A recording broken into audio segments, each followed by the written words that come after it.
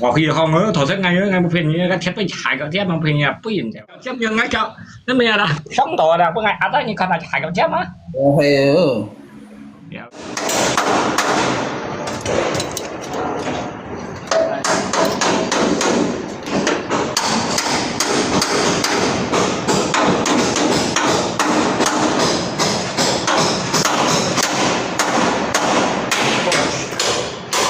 số à ta mặc tôi đâu ra chà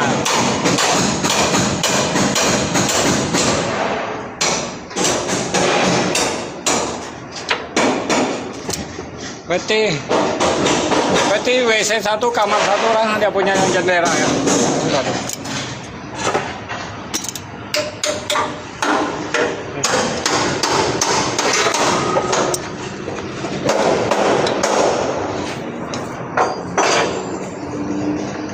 Sebenarnya sudah buka puasa ya.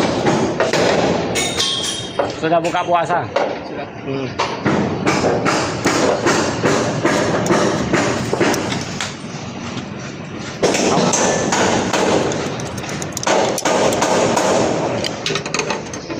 Có gì cũng đâu là rồi vậy. Wow, đây cảnh có.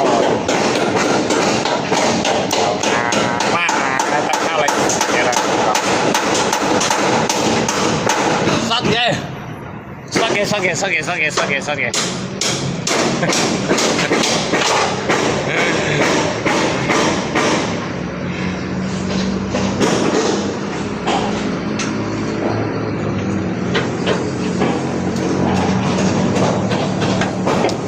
Ayo. Belum mang. Thâu nhiêu à là. Thâu nhiêu à. Thâu nhiêu à.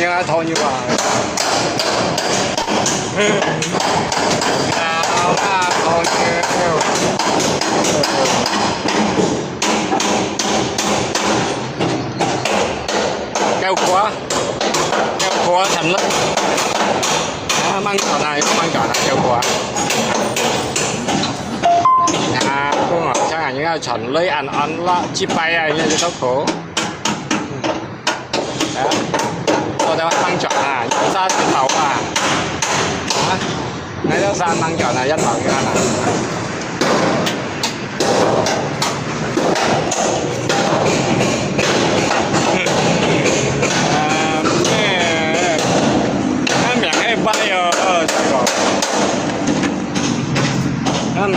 Sini bayar bang, nasib saya tak bagus, jadi kuli bangunan. Bayar.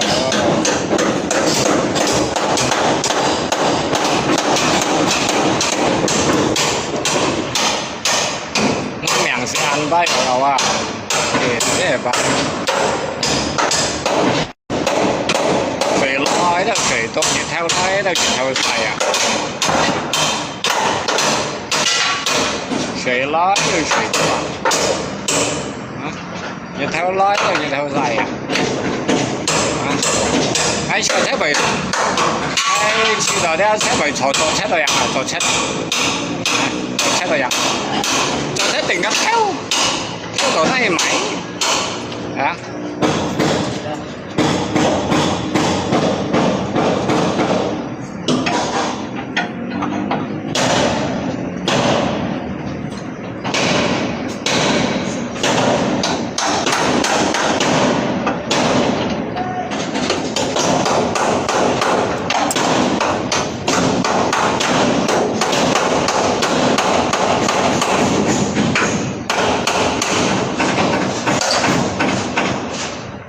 cho chết rồi hả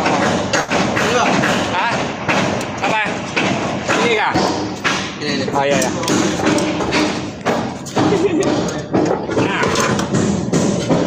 hati-hati ya siap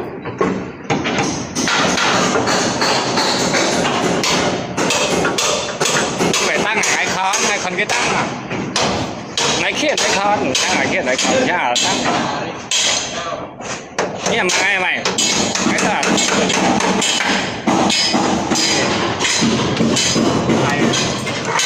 mang Lisa aja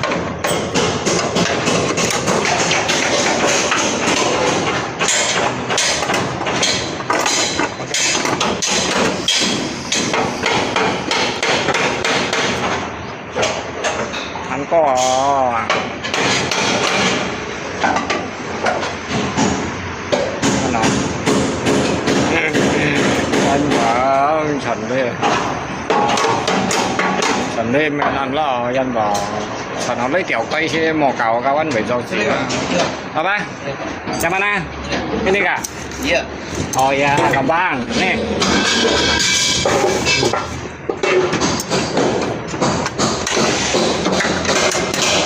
cái cái gì còn đó sản nó lấy mò tiểu cây ở đây cái sản nó lấy tiểu cây đó phải cho phía trong có con hả thành chân trên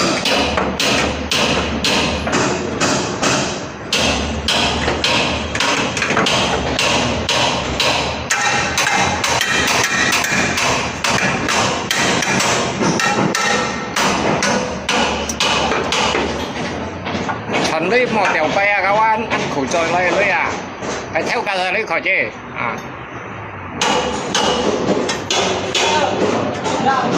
phải theo cả giờ lấy ra khỏi tiểu cây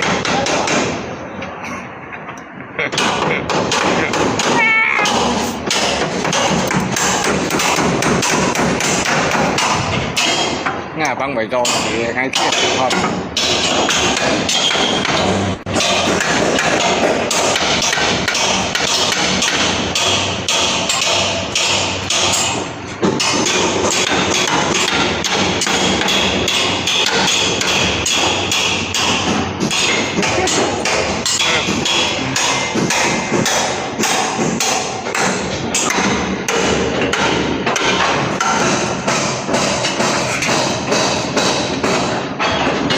CC 社交拖等提電機，你近嗌好嗌近嘢好，係一下嚟就變結果。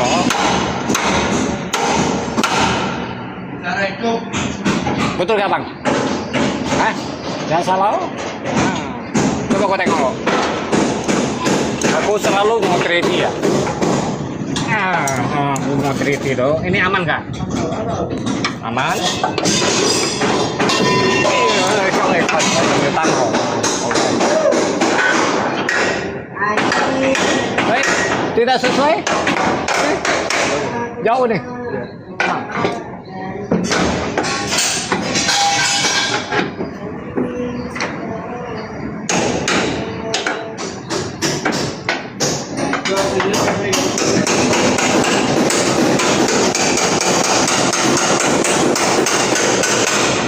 Đấy.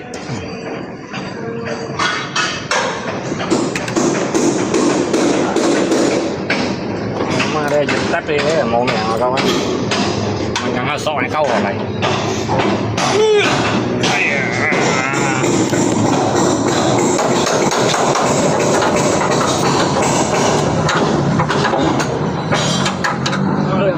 Nhảy sâu nặng coi lên. Dịch tiết ra ngay vô bỏ hẻm. Hah? Sudah jam berapa? Tengok dulu. Belum. 4 menit lagi. 4 menit lagi. Sebenarnya sudah boleh turun bang. Sudah. Hei, sudah boleh turun. Ini waktunya nanti sampai sana pun udah pas. Ya.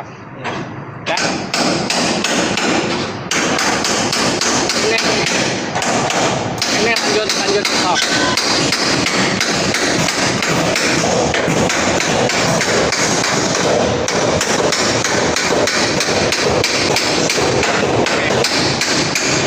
Ayo, dah, balik. Balik.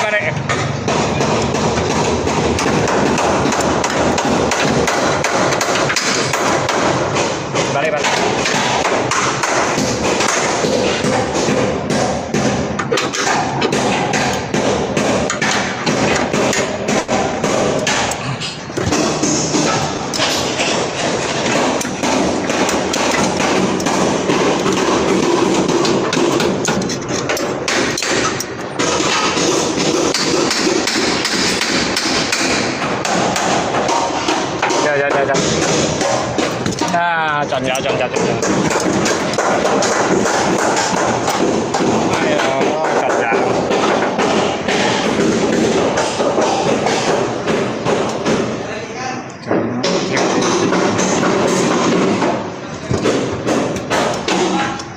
Con nào đi kiểu nha cũng cắt hai cho nó men rồi các bạn.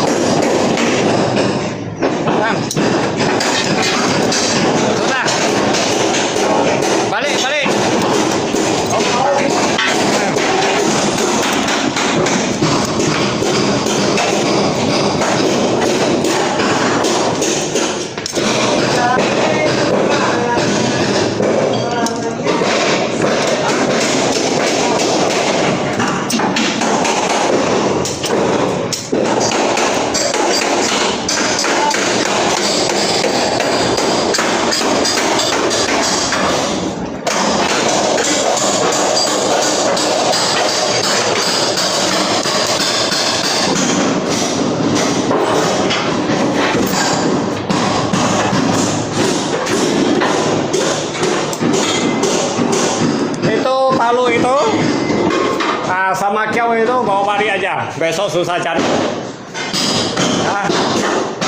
Nah. Oke.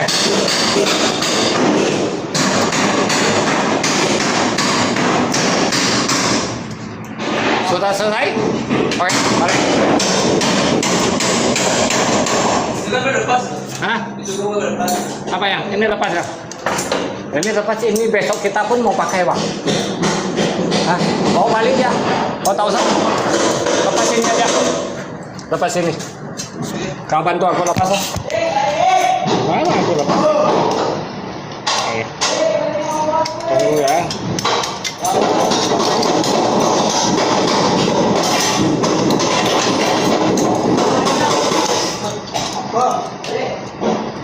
Trần ra đâu.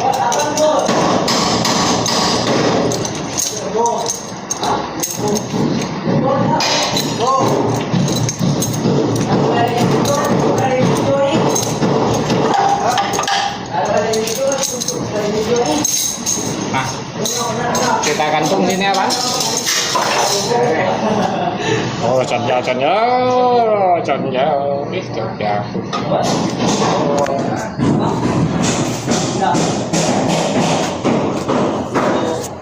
Woi, yang mau nikah. Oke.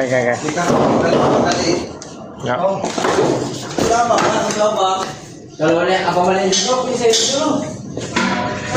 Halo, balik, Bang.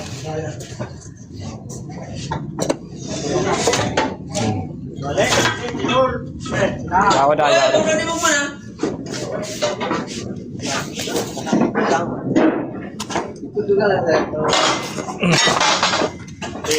Itu ketua kamu itu. Bang Raja. Bang, itu air sejuk kah?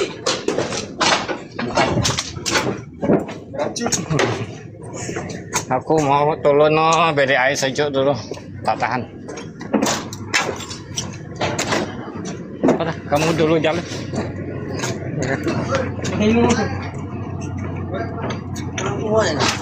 Aduh, hari Jumat berkah ini. Apanya? Jumat berkah. Mereka. Tuh. Kayaknya kayak. Tidak sama juga.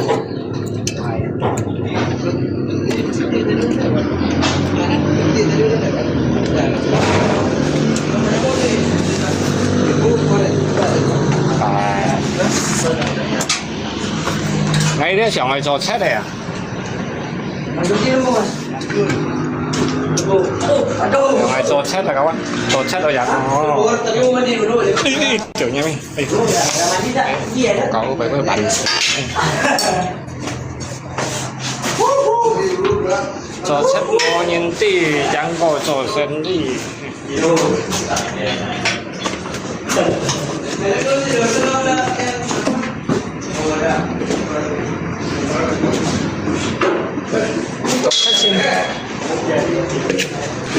Saya semuanya tidak yang betul sendiri. Ayo, tolong dulu lah. Ya. Aku mau cari angin dulu. Aduh. Engkau orang mana, Bang? Hah? Gayang. Apa Gayang kah? Orang Dayak kah? Orang Dayak. Gayang. Orang Dayak kah, Abang Gayang? Dayak. Oh, Dayak. Sama lah, aku pun Dayak. Wow. Yang mana salah hari samping sana? Tadi aku manja tuh. Ini abang hampir kena besi ya. Hati-hati ya. Oke.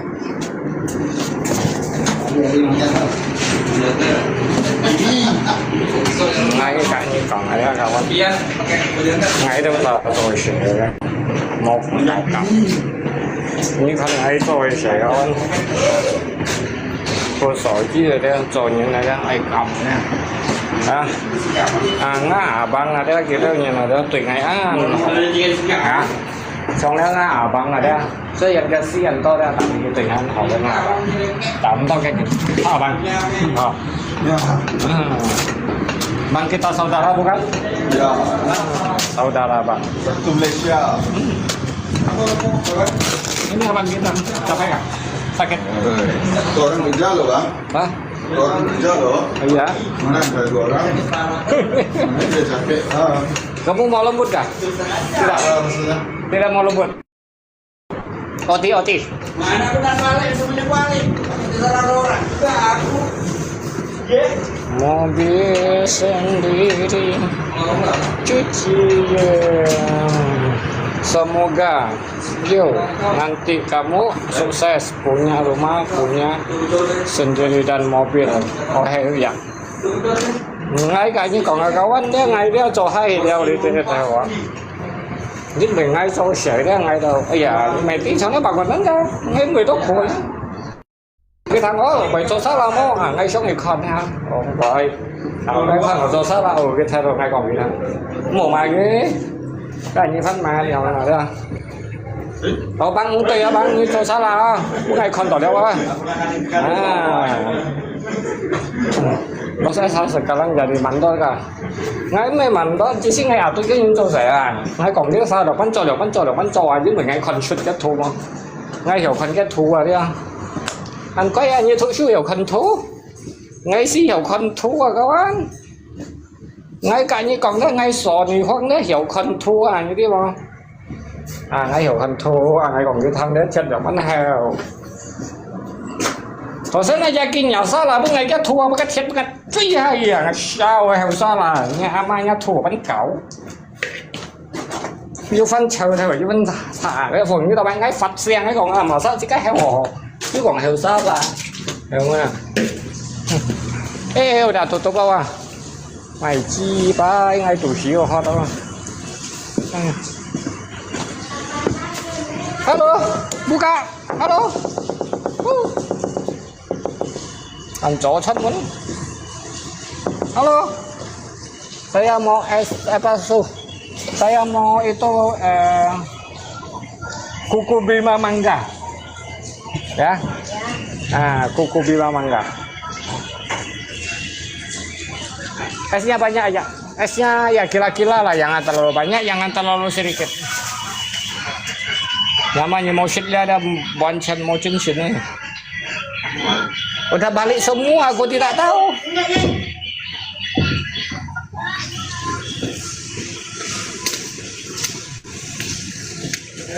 Hei, halo bang. Ah, belum balik ya? Abang belum balik? Sambung kerja. Oh, sambung kerja kah? Oh, boleh lah. Itu si Pak Cik itu mana tuh yang jaga malam itu? Oh, cuti kah? Oh, ya udah. Boleh lah ganti abang. Abang sampai besok pagi kah? Sampai besok pagi. Ya. Tahan tidak? Minum.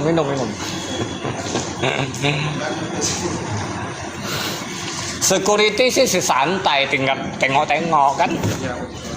Nanti aku mau jadi security. Tapi security itu mau belajar juga ya? Perlu belajar kah security? Ya ini duitnya. Ah, terima kasih. Sama-sama bos.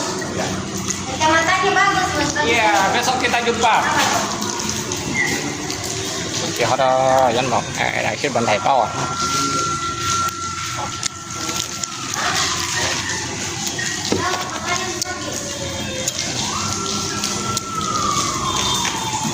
Tapi ngày ấy xuất hình đó, ngày em bà sẽ ra ngày mỗi xuất hình một cậu thêm nhậu.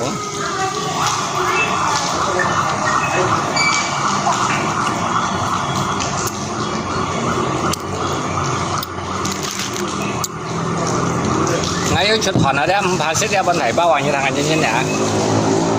À, karena makai ngày xuất hình à. Jadi ngày sẽ để水都全部出hình就得了à. Jadi còn ai mau chờ anh cầm ngay chờ cho đấy sẽ ăn khổ đó ngay bởi cho chết tôi yang kawan ngay chọn theo cả sa ai chọn ngầm bung theo cả số. Yang jaga sampai pagi siapa? Saya jaga juga ya.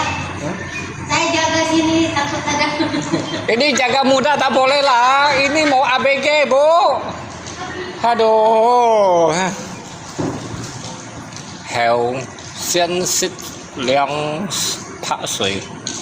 Ngày đi xích ra extra cho xe vô lên. Thì cái đấy chính trong vô lên ngày tao khét tao bị giặt hả tao đã hắn.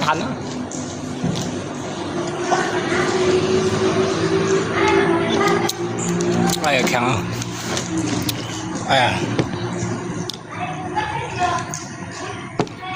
Abang sudah makan? Mau ambil makan nggak? Oh iya silakan. Boleh boleh. Oke, aku lihat sebentar abang ambil makan. Đi sầm xuống cái nhìn tôi ngay họ cái đó nhìn chỉ xin phần đó chứ còn ai thằng à nào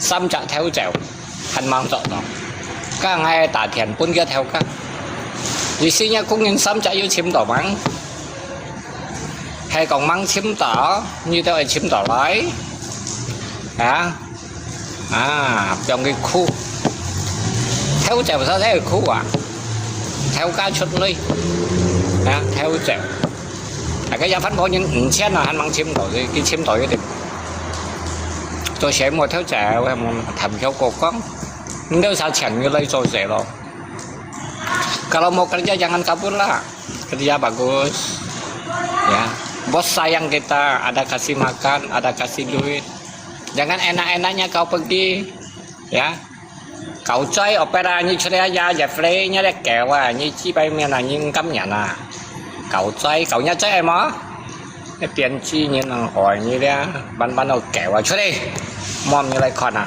cái gì à cắm nhà nè nghe mấy chia kẹo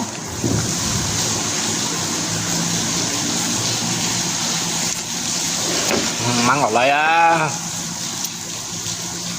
như chồng phát hiện như chim nghe giá cạo dây rồi em như đây coi nè ổ khỉ mà ăn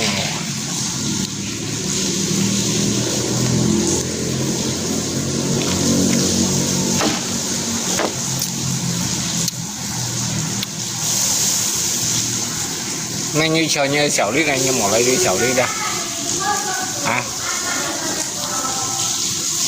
như chờ như xẻo đi ngày mày hả tao ở đây cho các bạn như ở đây con ngay à tapi như còn phải như là nhưng cấm nhận như là ngay phô kệ mà ăn như thằng trên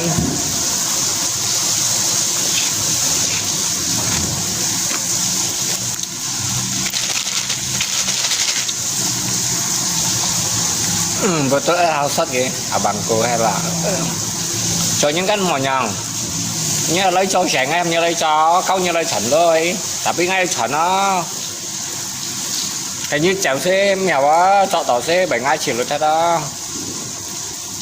lý mô còn dưới cái thiên nè dưới kiểm sát lấy chai à lý mô còn dưới nhông cái mèo lấy chai ngay đó sai chỉ theo số mua đâu chín chỉ cho đeo xe ngay cái như cọng đeo thầy pro chứ đeo chín trong nhiều lý nhìn rồi à xong á xì ship chen là cao anh cũng nhìn bạc hồ sa cho tao theo chèo anh dưới à trên buông ngay ảo tốt kia ngay còn chống tùy cho họ lấy mến mòn như heo sao là phân heo họ thích ngay ảo tốt kia lên nè ngay như heo không tùy hai mươi tiêu xong thì còn hai bạc xong thì còn hả tao ngay kim lấp xin ngay 2 triệu đeo hoàng ngay còn không tùy rồi đó tao ngay kim lấp ngay 2 triệu đeo hoàng tao ngay 2 triệu sẽ dùng mua ngay hiểu chó ngay ai mà đồ họ ngay 18 họ phải thông xe như bạn anh nhiều chơi mày ngay hiểu con kết thua nhưng ngay đâu hiểu rồi như là ngay cái như cọng kỹ tao sao chim phò chim tỏi ra ngay hiểu chim mà kỹ tao sao chim một tiếng chuẩn là tiếng chi ngay giả chim với chim chút đây à cái pin giật to cái ổ cổ đàn giật to nhưng mà đi cái thiệt kiểu thầy lúng ngay hiểu chim mà kỹ tao chim đỏ ngay còn như tao chim xịt phòn á giá là nhóm chim nó sẽ chim tỏ mỗi chu ngoài mẹ ngay còn chim lấy chim thì tin là lấy tin này ngay giả tiếp với chim chút đây chim này tung si dùng chim con ngay còn pakai perasaan cari bukan pakai tungkul pakai mata pakai hati kalau pakai tungkul sampai malam pun tidak dapat kita kerja ada hasil punya bukan kacau punya ya nhưng còn ngay cho động mỏ như phân chim à tapi ngay theo căng cảm như kiêng này hay tiểu xa kia nhất tim chạy qua xăm trà như cái mai tim ngay còn ngay mình cái hay mày tìm à như cho theo cá xin như ai cảm nhân như con 99 nói một cho kém phải ngay xí cảm nhân xin ai con 99 này còn nhiều cho ngay còn nhớ chơi tặng còn ngay đó ngay mới có như chờ ngay tapi tangkang tapi ngay cho rồi dưới vậy sao ngay may mắn tangkang với ngay bố nó còn quân sai hết rồi như này đó ngay xin lù bố nó còn buồn tuổi nay còn ai đi theo còn nhiều theo còn xăm theo còn xin đi theo còn tao chen chen còn ngay cái như còn những người ngay tới tao còn tapi ngay cho hạt xin treo mày mó là sao cầm ngọn ngay ngay yêu cho yêu hạt sự à ngay theo cái cầm ngọn ngay món ini hạt sự xài à sao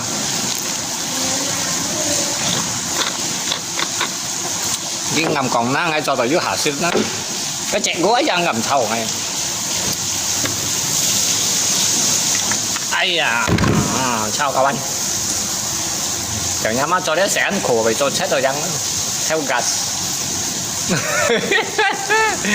để nhắm mắt theo gạt theo两家300,000啊theo4家450,000啊thấy cái anh 2家300,000 3家450,000看哪個啲話tapi một phần cái camera tí đó chào tổ先chào đi cho chết nhẹ con hay món này nhá bộ chuyên bộ cháy cho chết là hăng dần nè ăn ngài nhiều nhé cho chết là hăng dần dần đi cho chết cái bộ chuyện trong mò nhìn nào hả tao phủ cái tông chiều sảy mò như khen như cho chết là khen cái to và rồi mốt phải vợ chồng à ai cầm xíu à cho chết đây như nào à nhá nó mày chi bay chết một chỗ sắm này chết nó tủi yếu được à thế nha hàng ngày cho chết như con tàu à như phải theo chiếu à tapi ngày mới cho chết hay quá hàng ngày cho chết đã ngày chỉnh khen như món cái con à ngày mới phiền nhé ngày ấy cho cả mới cho trong cổng à ngày mới phiền nhé ngày lo nhau vui như tập măng tí à như tập con tàu à ngày lo gì à tập cũng ngày theo chèo xin nhưng tí trong东西mò là tại vì cái tiền ngày mò nhất CCTV anh chào em đó à ngày mà bên nhỉ mới còn ngày cho sách nhất CCTV toàn mòn cây chào à như thế này nó mò bộ tì à trong cái nhông cây phiền thật với cho sách cái là theo na lương ngẩn cỏ đó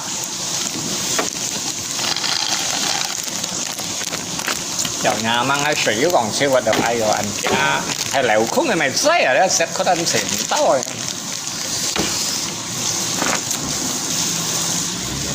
chỉ đâu sao mua mày cầm tay pin ngay cái ngày bỏ theo như vậy theo chịu như vậy bỏ đó hay mua cái như còn anh đó chạy bởi anh đó như chờ như nâu ngay nhiều mày khòn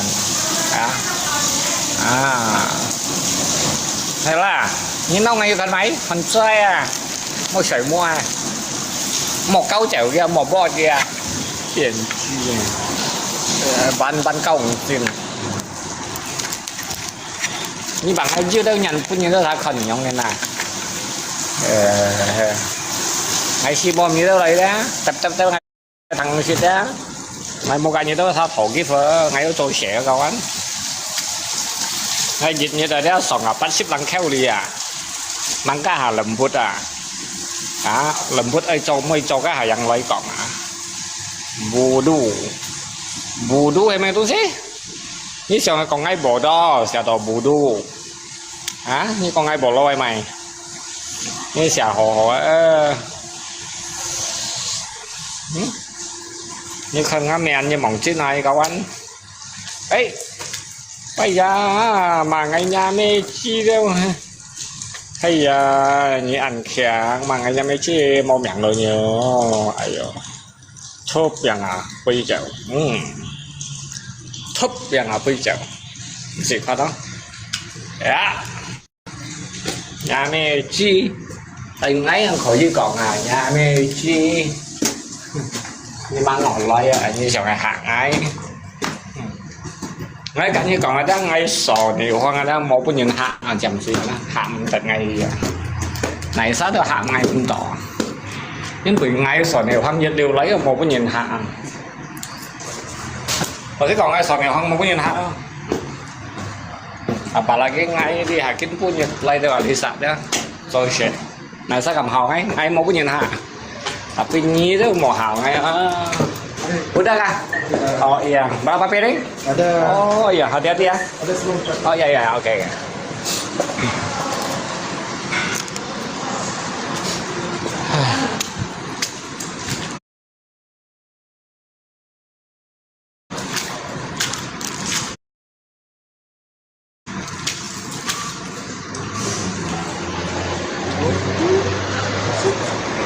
Halo bang.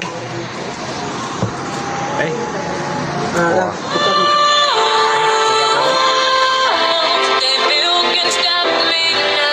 Oh ya nanti ya.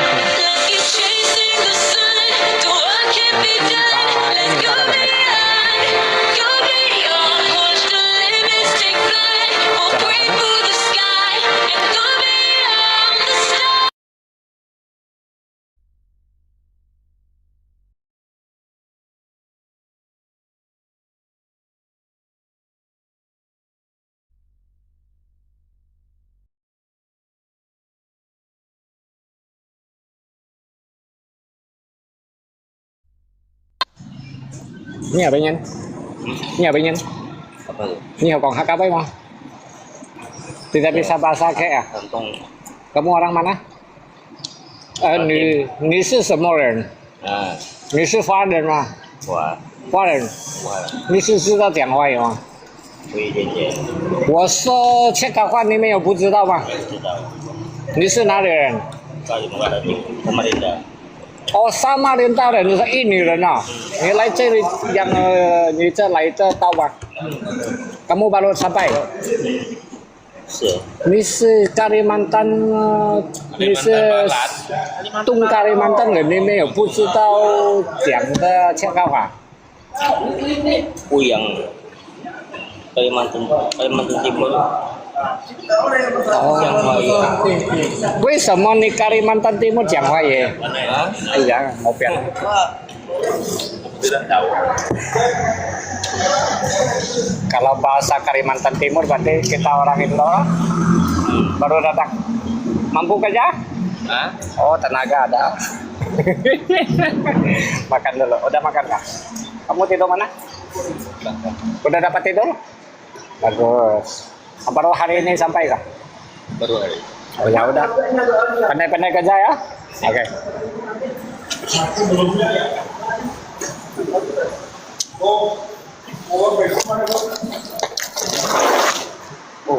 Ngay jam sih ngay mau isi panen. Jangan makan kuat, ya. Tidak kuat. Nih, sementara aku tidak makan di kantin dulu. Ini 2 kali aku tidak makan. Aku makan buah dulu.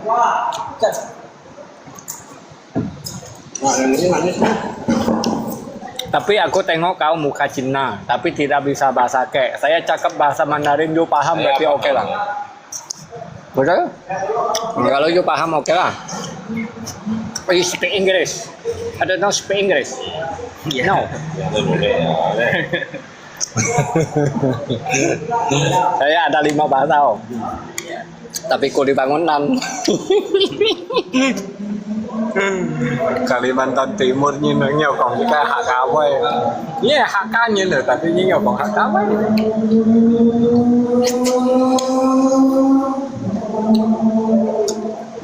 Dari agent nggak? Dari agent. Kawan, Ah, kawan saya orang sini.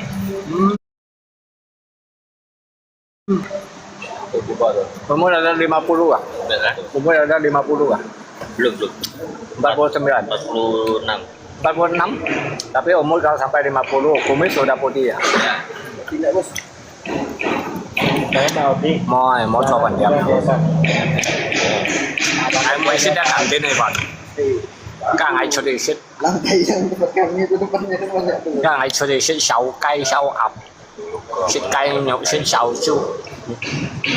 Atau belum siap. Hay xích họ thì công chân cho đó ăn thầy là đi xích họ thì mỏ xích đó nhau ngày mày xích đi đâu chang xoài à đi đâu ngày xưa đi chu nhiều. Jadi kamu laju ya? Kamu mau makan babi ya? Udah mana aja? Makan babi ya? Siap? Mau lagi makan pakai.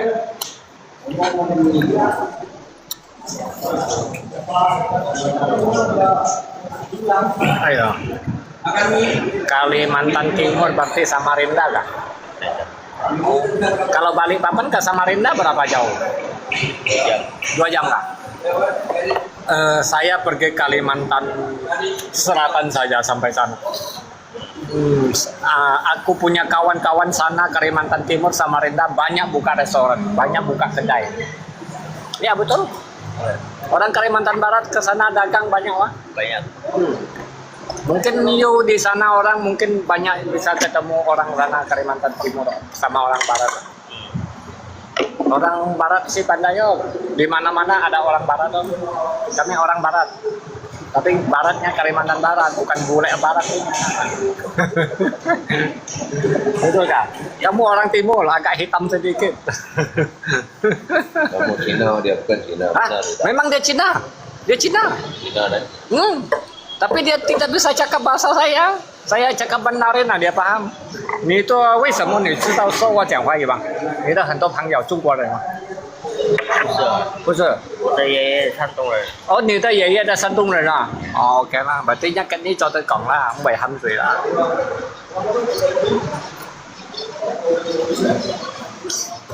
Tapi như si phiền em ta đó, hát cái ní còn lại chút xí như với mày đó. Sao?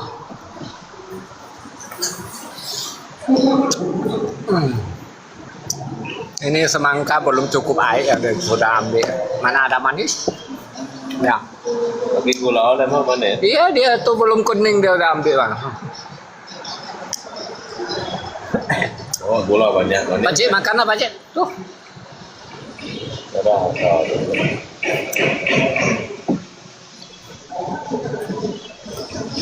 Hai bảy xèo xí. Itu sangat ngalep, tapi kyang cậu ngầm tay pin kyang anh có. Này mua cái như đó là còn ngà với mang ở lấy. Sao? Tôi想来撩ngay mày. Sắn chui mày炒bằng撩cái như là炒bằng撩cái như bên ngay cây chùy cái nhà sao?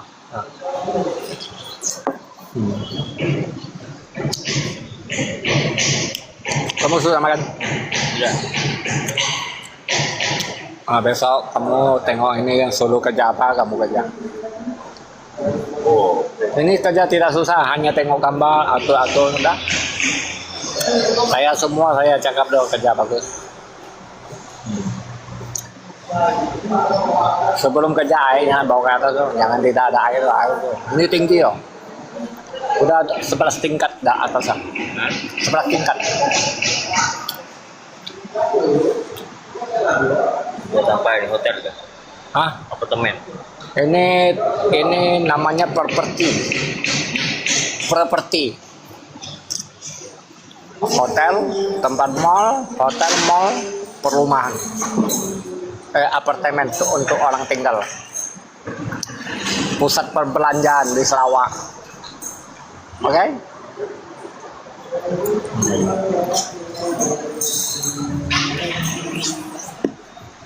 Namanya kondominium. Kondominium. Nama kamu siapa? UND. Chu Andy à? Oh, marka Chu. Dâu. Oh.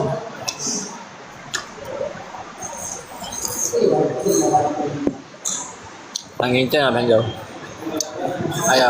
Ngay dia mang isi dah kantin ni Pak. Kalau kondominium itu ya lengkap semua dia.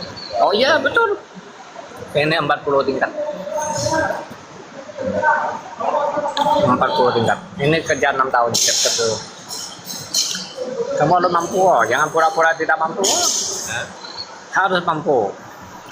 Kerja ini panas. Kalau siang hari sekitar jam 11, jam 10 keluar asap, betul.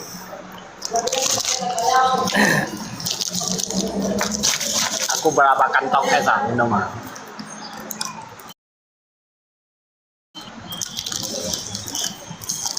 Là kantin nhóm đây miễn phí như tôi như thuê. Tiếp theo cả miễn phí như tôi như thuê taoพันmà. Tapi khai chậm chí ngày mai sẽ đem miễn phí. Ngày ship ngay chọc cũng ngày lưới.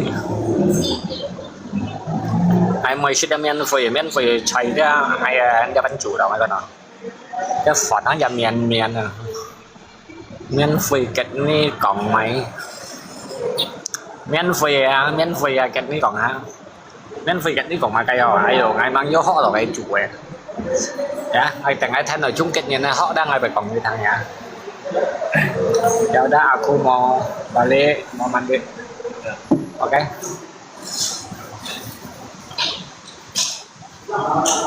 Abang hari ini aku jalan nampak ke atas. Tak lagi kod ya lagi. Ini tidak.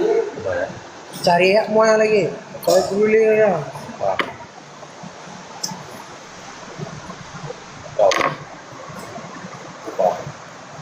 Orang tua bodoh.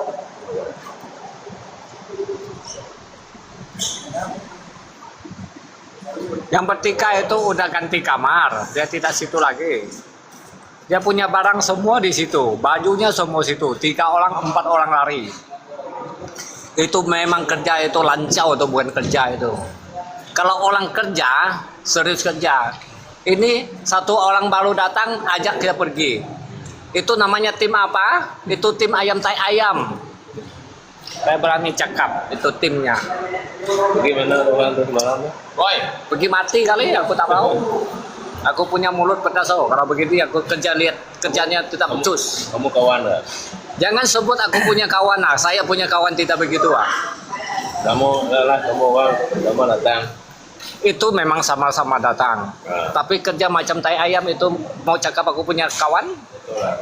Hah? Saya malu ah. Ini lagi banyak ular.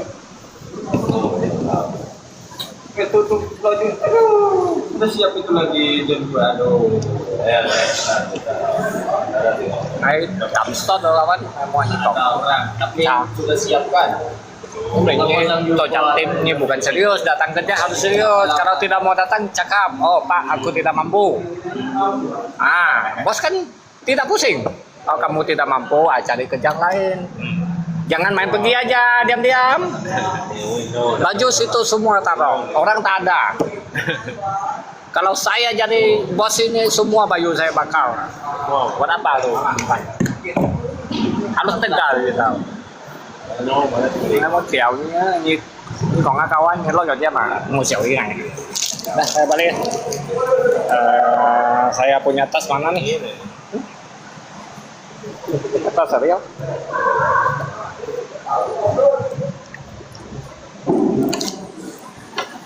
Udah emang atas apa mau khẩn rồi mày say. Ayo.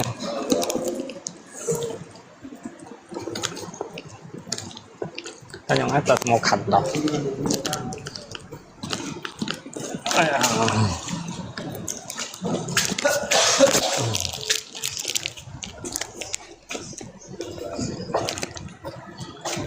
Rồi trai à, rồi sẽ你都睇爛屍鬼啊！mau pun ngai capek tot à, selesai ya gitu pak. Ini tuh hanya cok sya, cok mai, cok ini cuma pet ngai ha. Ini tuh cok kan kiểu hắn ngai à, tốt làของเขาอ่ะai mau pet ni, hai mấy cọp. Tua cái gas tay nóiนี่mày chi bay mang trò như mang ti hàng gas tiêu tay tiền play gạt thùng nó làm giống cái bà nói theo cái gạt thùng á phun lúa đấy quá sủng quá ngồi dung kiểu cho mang tung xi mông tay đổ với nhau ngay cái kỳ thế là thấy không anh sai ổ hắn cho rồi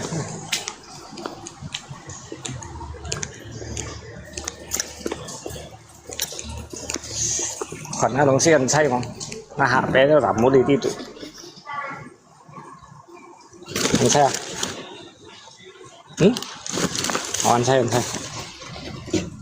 ngay giống dòng kẹo à ngay cẩu văn nhỉ ngay lấy cho sẻ nhé sao lấy cho sẻ nhưng còn áp hành nhiều à ní là các thùng à cả ní khăn cả nhưng mà các sản phụ cái nhân chèo ấy ra như cho mày chi vậy ngay cái ngay muốn đặt hành đó itu apa macam tuh orang kayak gini tuh itu kerja apa main itu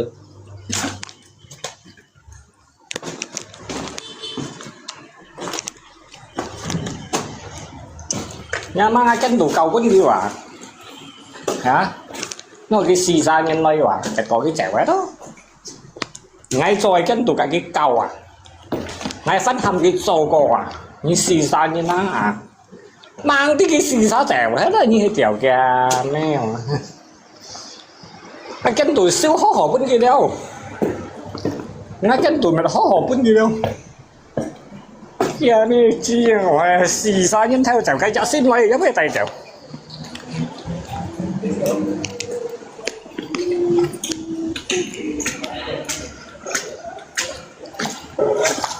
Mấy chiều cái tiếp bắn chung quỷ thằng theo cổ con.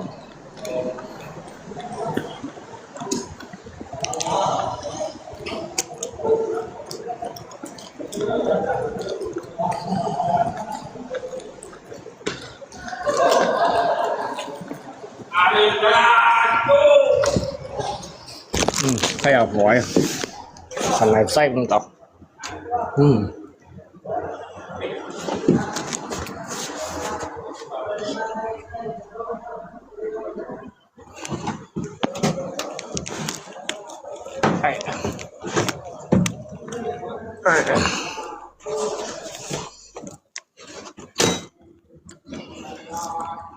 Đây sẽ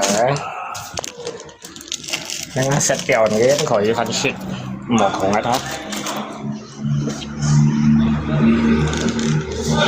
nó kenตัวไงจอยแล้ว2ไง3มันยินเสียยิน2แล้วไงแล้วกะกีทำกีโจโกเซพุ่งไงรอนะนี่โจโกเซพุ่งไงง่ายกว่าไถพุ่งนี้ก็กัดไงมวยเดียวพุ่งนี้เดียวnhưng từ ngay căn tủ may đều ha ngày mày xích ra cầm tiền đi xài của nhớ đến ngày gì như sòng vẫn tặng khéo ngay tụi mày về mua mấy phần chứ ngay chuyển cho mấy phần mà xích câu hỏi lại hả đấy mày ngay đi về vô chân水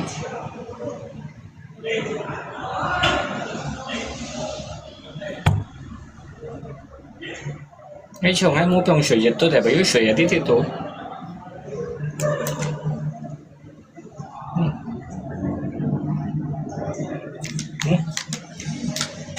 để nói cái sim một cạo ấy chồng 21 dùng水nó chẳng đợi tôi chuyển thôi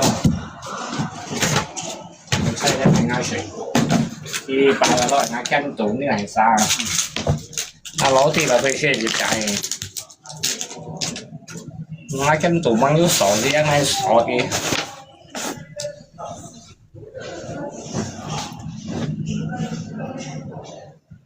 số xe em chọn nó các bạn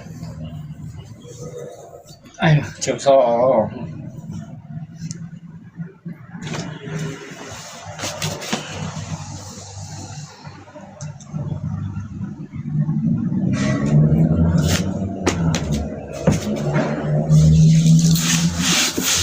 nhà mang ra bao tiêu tôi chạy xài cho nhiệt chạy hay mày sát cho nó ngay cái đồ đi à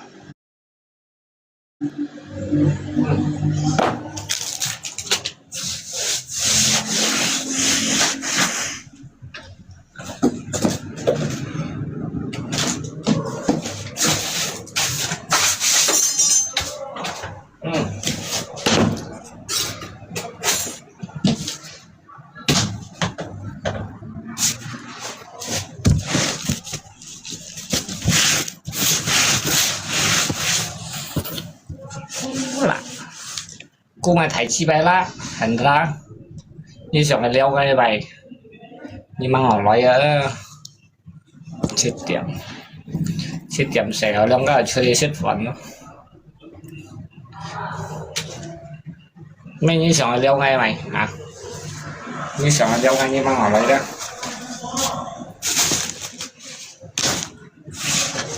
ok nên sẽ mua bị sọ đó tao em ăn gì hả nó chạy mua bị sọ rất hay đời mà đỏ lại trong cái cánh tủ ấy hồ luôn anh nhìn số lượng ăn mèn ăn để vu vu là như thế nào cáo là như thế nào thành ra chín phơi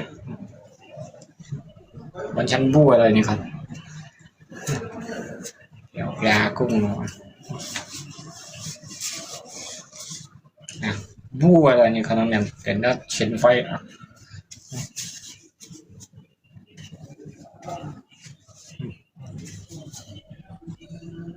để tỷ số lượng ăn miền nó giật tỷ nó trên Facebook rồi mày muốn cho sẽ ăn chọn à con tàu xí cho quay con tàu xí cho quay mua sẽ lượng cái mua sẽ đang cái hàng đó ngay sẽ đang ăn chọc cái ngay sinh xuất chẳng ngay những sinh hoạt à nhưng mua sẽ đang ngay mua sẽ đang tiền hết à tiền chi gì cái cho bằng mình ăn mua sẽ đang cái mua sinh nhàng xuất hòn xuất đây mà một kinh hai châu kinh tông chiều về ăn sao á châu xin các hòn hồ sẽ đang à ngay mua phiền nhỉ nhưng bị chen bu cái tiêu để nó cho sẽ như con ngay thổi chân lép không kawan kayaknya susah kerjanya phải ăn khổ chứ mày ăn khổ cuma sao à thế là nó bị khổ nè không bỏ sao gì cái đó khổ đó thấy sao đấy tạm đi chơi tăng khéng cái chơi tăng khéng cái đồng xỉn á lấy là ngay hàng nhà chỉ điểm kamu kerja siang malam nggak ada istri buat apa kok đi cha on nó spender tobat đấy kiểu như mua lò phó giờ đi nha trời này liền này kia mày shit không như cả một chim này liền này kia à giờ đi nha xỉu đã khâu giờ này mới nhìn nhau mới chọn nha đấy cọc mà cái boy hả xong nhá liền thì nhìn cọc bây giờ ngày một phiền như thế như thế thì cái xăm treo theo hai mấy ở miền trên đấy tiêu kiện đi ok ngày sẽ trong cổng như thằng không chồng nhá đấy như là đeo con chơi tuổi lò chủ như thế tiền lôi ra nằm hòn mà có như mua lò phò như cho mày cho ăn khổ đâu mày tao bây như vậy trong cổng boy hả à nhá đấy thấy con chơi tuổi lò chủ à như thế như con chơi tuổi lò chủ không à như sẽ con chơi tuổi lò chủ hình nha lên như này như hiểu không đấy ngày một hình như đang ngã chơi này chết phò sai phù à cũng nhớ trả phò bỏng bỏng chứ đã ngày thọ phải mấy kia tiền chín này còn với một tài xích như làว่า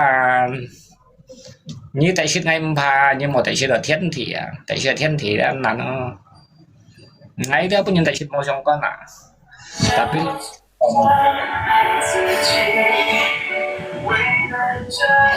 biết cho rồi không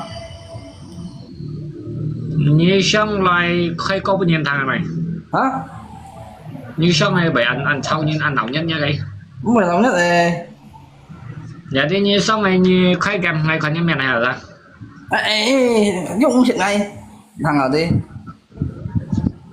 nha đấy ngoài như bạn như trùng thủng là ngay chuyện nhỉ tại khai cái kèm hay mày sai đi quả sức khấn你是谁你生活的抖音为什么你不也敢开 bánh cầm khói cầm 我看着你是谁快点 不能rồi không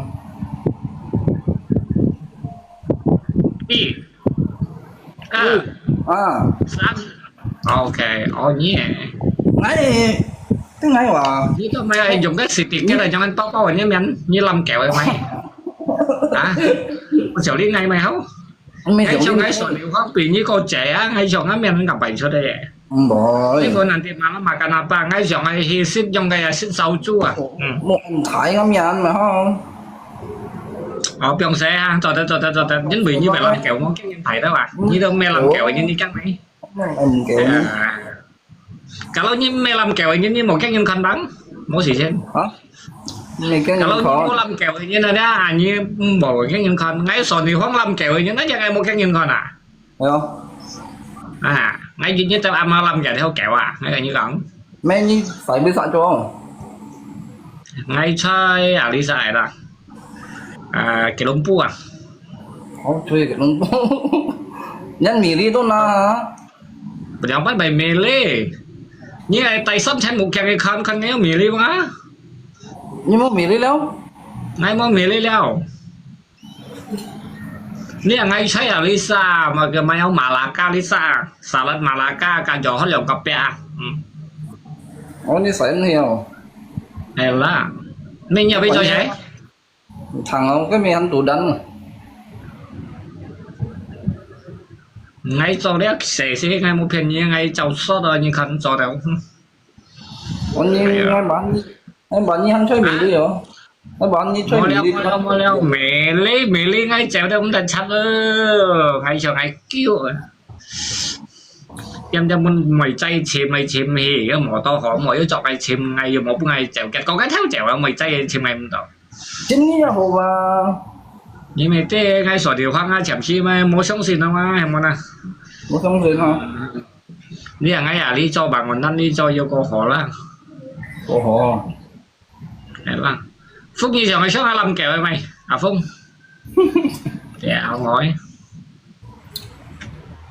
giờ đi như sống đây tao mày xây với mày câu tay nó mày có tay mà mày câu tay ok nó nhanh nghỉ đi ai không anh như ngay mỹ lý như thế tôi sẽ đi cái là sổ lan này xích à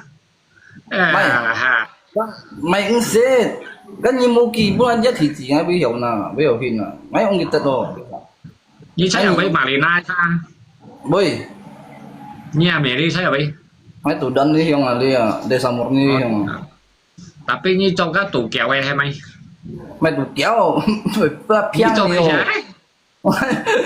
nhưng mà đây cho sắp một tiền mà ủa hay à như còn cái thằng như cho sắp một tiền mà như còn cái tủ kéo ăn một mà ngay em như cái sáu bước cái sắp một tiền mày tao mày như vậy mới như bố bà bố ấy mày hao như xẻo đi ngày ấy xẻo đi nhỉ phải xẻo đi nhỉ đấy ông thằng không cái theo ngay ham như ngay dùng xem ngay Molly để sổ lan đi cho đâu như cái sáu bước cái sắp một tiền mà nhà lẽ cả cái muốn tung muốn xi bằng tim bác cái đầu mò mấy còn mình cũng mình xí mai mà có theo các mới dùng trình nhiên đeo chứ trình nhiên thật to là cái dùng cho quần áo liên như nào giờ đi họ tới ngay đi phần tuổi đi ngay giúp cái nổ xỉ hai ngày cái ngay con này dùng khen kiểu ngay đỏ nữa ngay xí ông chim kia đeo đó tapi ngay pun dùng khen như đây xí khen là tapi cái mô bảo bọn chim pun ngay à cái lò ngay cá chim à cái lò ngay phải tôi chuẩn mà gặp đi à một bên cái theo mới dùng những cái như nó ngay gì xin ngay sắp phổ tiệm ngay có giá số đây ôi món à sắp phổ tiệm ngay giá số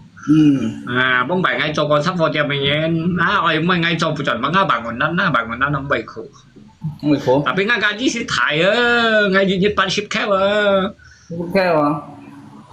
ngay gì Nhật Bản ship khác vậy sắp bán gì ship gì 2000 gì vậy trong như đâu trong như để lấy bay những ngày cho ngay lọ cung một bên kia sang ngày gì chẳng những ngày lọ chiêu bên kia ngay cả gì yêu 2000 gì cho này siêu cả ngày yêu cho lầm bút cũng chỉ lầm bút gì về điểm trung ship khéo này anh thấy anh theo ở trên sau là bà là cái này ngay cho cái mảnh đó ngay chỉ điểm đeo tăng đó mò khéo cái ngay tặng chỉ điểm này điểm ngay chỗ con thú này ngay cái con cái thú let thú là bắn trò hay LM gì to LM ship chậm khung sam LM ship bắn ship sam đều bắn kín hai quần thì hay và ngay cái nhiều con cái thú hiểu như tôi theo như bị con thú không nó theo các người bị con thú mấy nhóm cái còn ngay con thú ngay còn nhớ bố sinh bay phô khói nhá trong ai heo họ cái nên hiểu gì người nào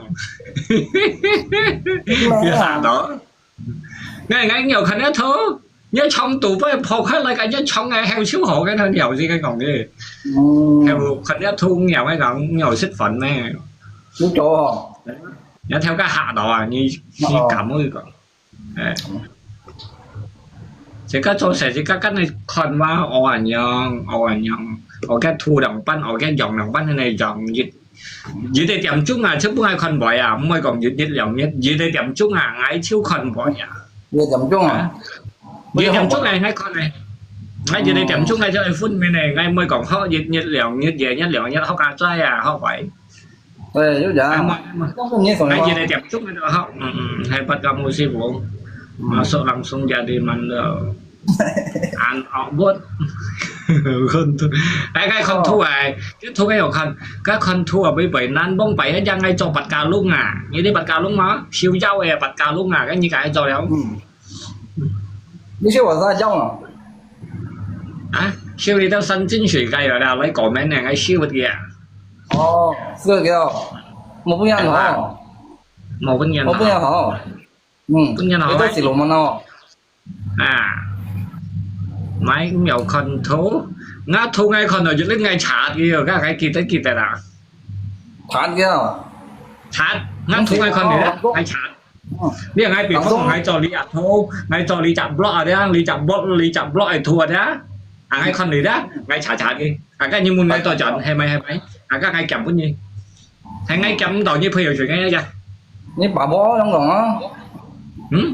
đây ngay con này nhá thua đó xả đi hay mấy cái xả đi cái đây cái này trả đi trả đi cái như tôi chọn một ngày đây là bánh heo cái ngày heo trước cái gì còn Đi cho. nhầm tủ cái đó Wow. ai ơi xe ghé rồi chưa hả lần Tụi hết đó. Anh nhóm còn mấy bài tụi hết đó. sering laut hebat sih bu hebat sih bu ya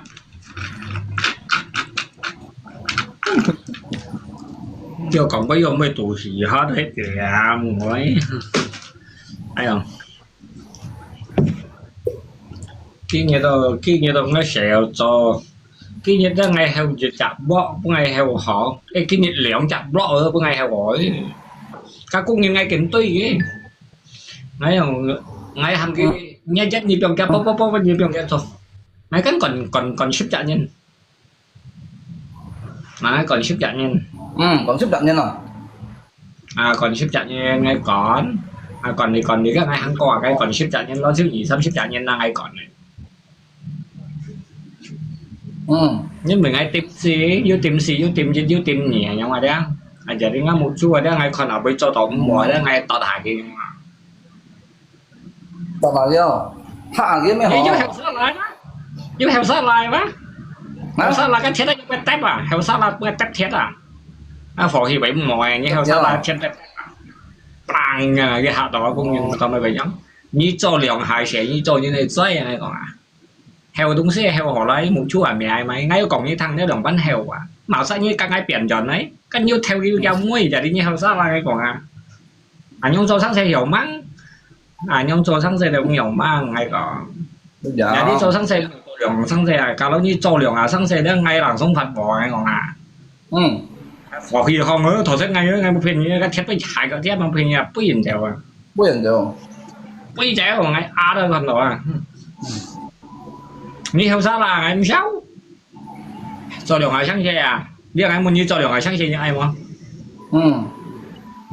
vì phong còn lý như thế ngay cho lượng hải sáng xe như tập với tiểu như cho mày xoáy nhóm đó mình muốn ngay đây là bánh heo một tháng có thể mấy chú mạnh thuốc rồi môn này không phút bên là như ai muốn ngay có đơn ở bánh heo cái thằng heo cái đằng xuống heo lo heo lo cái pin nó bây tăng lo và như chỉ khăn theo cái kẹo như cho mày xoáy phổ thì không bây giờ cái xem cái thiệt là mình như sao vậy một thân nó nói thiệt là giờ kiểu xem nào có hiện giờ là không vậy mà thân con cũng hay cặp thùng tiền chẳng mới hại cặp chép nhưng ngay cặp nó bây giờ là sống tội là bữa ngày đó như con là hại cặp chép á ok không ai chỉ cho phổi rồi đi chiêu ấy lo hả cho anh đi chiêu à kia nè mày chăng chứ mấy ngày sau cái là cái heo sát là đấy ngay còn em nhảy trong heo cái món nào ví dụ như heo cho đường hạ sáng xem món nào mình chỉ thải cỡ chết một cái thiết đó tìm nó phổ thì thắng hay con cái đó ra cầm cái giống tạo mong rồi thấy là rất thiệt này mày thon nào thiệt mày thon ngay nhộn lại để bảo là thì mình như bảo leo ngay á mày leo nhớ như xin bắt bảo leo ngay á như leo ngay chứ như bài tẩm nhớ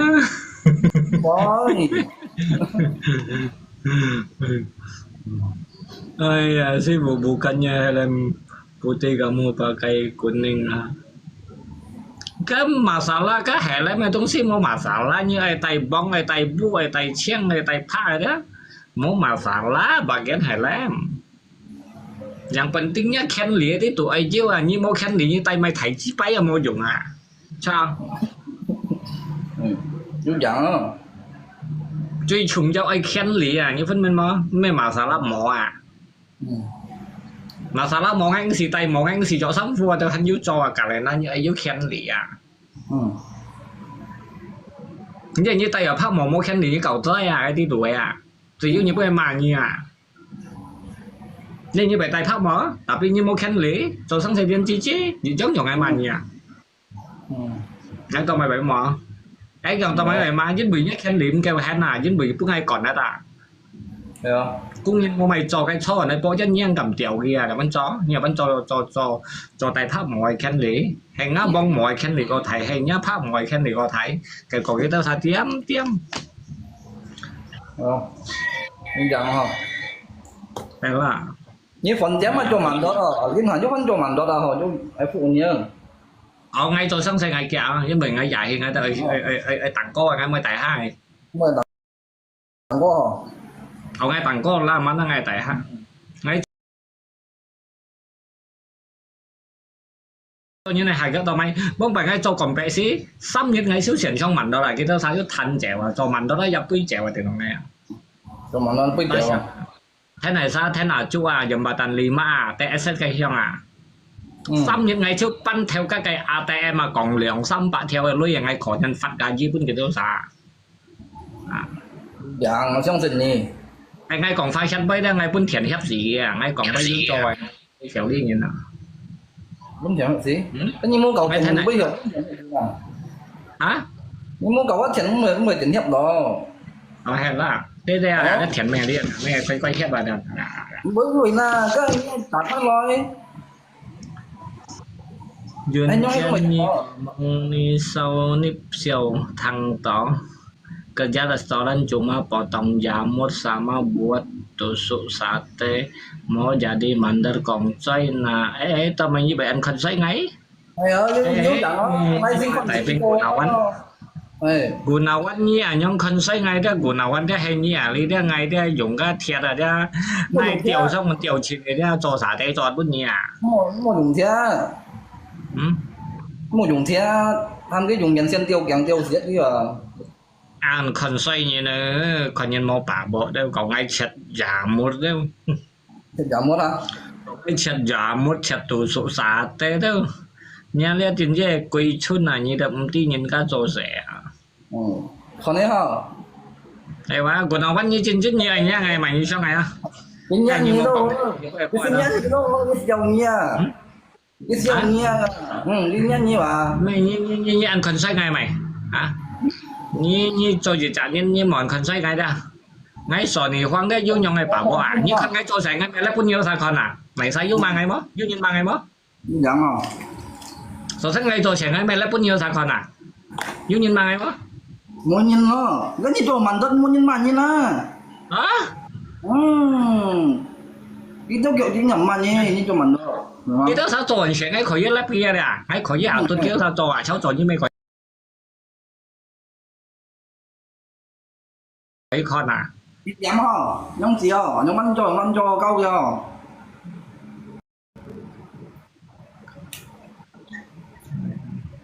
Gunawan ayo tapi halangan punya kong lah tapi ngay sòn thì khoang đó pasti berjuang karena cái pekerjaan nhưng mình ngay cho dự trạng nhân pun nhân xin dùng ya kan apalagi ngay cho lian thầy project ngay trường ngay ăn khỏe lọ ăn to nhìn này thằng ngày còn ăn to nhìn ngày còn cái tia bán trộn ngay gì xin ngay cho đấy sẽ ngay ăn kẹt tí cái đó sao phụ rồi đó như tao mày bán kẹt tí hỏi chuyện sao lá kiểu như shit cho lì hay mấy cái con ngay ngay shit cho lì nhưng bị ngay con kết thu ngay đầu con này ngay còn kết thu ngay con ngay này chát á chát đó nhưng mà màu xịn hả rồi như vậy này chát ngay chát ngay tí không ngay còn ngay ở đáp pro ga mong ngay đi tí tủ đi ngay còn lâu liền như cho đi chặt cái tủ nhau hả bắn hả cái như cái nhung cái cái như A B C D E viết nhị xăm xịn liệu thọ đỉnh xăm cái tặng có dưới bể đà cả ly chốt cả ly lọ nhìn tôi dạy ken tủ lòng như tí cho tiêu luôn không thế như sẽ không nhìn cái cho tiêu luôn không thế sẽ không viết sách cho cái sự nghiệp bắt là cái sự nghiệp bắt cái cho cái nọ mà heaven he mong phải ấy cho chị cái heo cá mày không biasa kan saya buat helka mainan như thế á cho tôi cái tí tuổi xì phong YouTube muốn nữa ở trong cái này như thế á tao một cái đó thế ở trong cái loại cái gì xíu à trong cái nào chúng mấy cái dùng amanium kia lót tên chúng mấy cái thép còn chốt thôi là các công khai của mình ta đây là thải xiên là kiểu nha hả ở thải xiên đây kiểu nếu một cái tình cái phân hiệu lại tình cái xẻ một trong có một bây chỗ giờ đi ngay ra sẽ liang ngay sẽ liang anh đã thể liang nhà cũng nhận chọn à tiêu ngay hi hít phấn nó ra nha ngay chơi hít phấn mình như trong cái chỗ này mới một chỗ bị đi đâu sting à mà nhà burger sting à lấy xe lo burger sting nhà hoàng như vậy lấy xong đấy burger sting ở đấy nhưng burger sting đấy kan juga nggak bỏ heo đấy cuma cho cái normal atau cho cái khung ở đấy kan juga khung tin mà lo cái penaltang à thì game siêu thẻ đang à cuma như con nó cái cô hand chi xí thế như dùng cái ngâu ngay à thì như cái tăng hand như vậy là đấy à sebenarnya dia tuh quay hỏi sang giờ ngày một lần gì các bên bể man trên này có phát những nó theo cái con này ấy còn ghi hiểu luôn à cái dưới đầu kẹt rồi nhỉ cái tụi có như còn hầm đầu kỉnh có đầu kỉnh tự nhiên kia đó à tapi một cái lá như cầm lấy cho như đâu một cái gì vậy ngay ở nhà khí xuân là cả mỗi dùng quần áo mà nè quân cái nhìn hao bay dặn xong dặn đầu cái chậu xong đây còn ngay thằng giống như ở dùng quần áo mà nó còn cái tép xì xí mua sổ làn xí ấy còn phải mình ngay cho các quần áo mà rồi đó đây ngay thầu sinh nó kinh cho xẻ bây giờ dùng quần áo nó mua trần siêu cái thằng cái còn cái như tép xí ấy còn mua sổ làn xí ấy phải mình ngay dùng các quần áo mình các ngay chỉ tỏi những cái này có thủ bà cái ngay xây chủ ya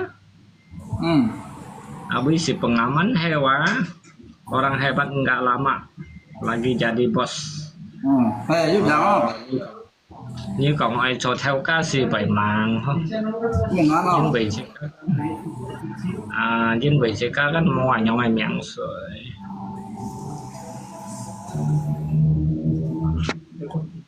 hello FN hello FN khai game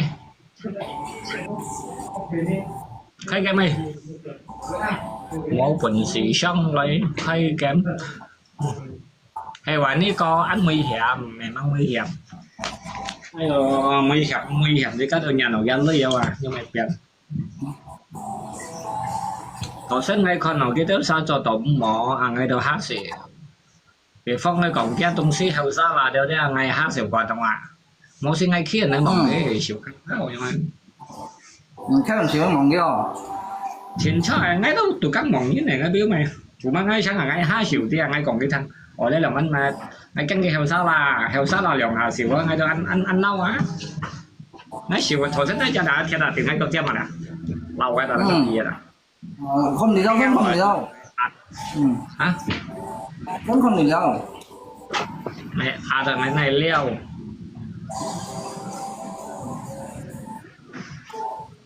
tapi cho đấy sáng sen si phổ hiến mổ một khẩu như dịch tiết mổ nó em mà ai ngay kiếm lấy một ngày sẽ leo ngay không gắn cả vậy chắc ok ngay sẽ leo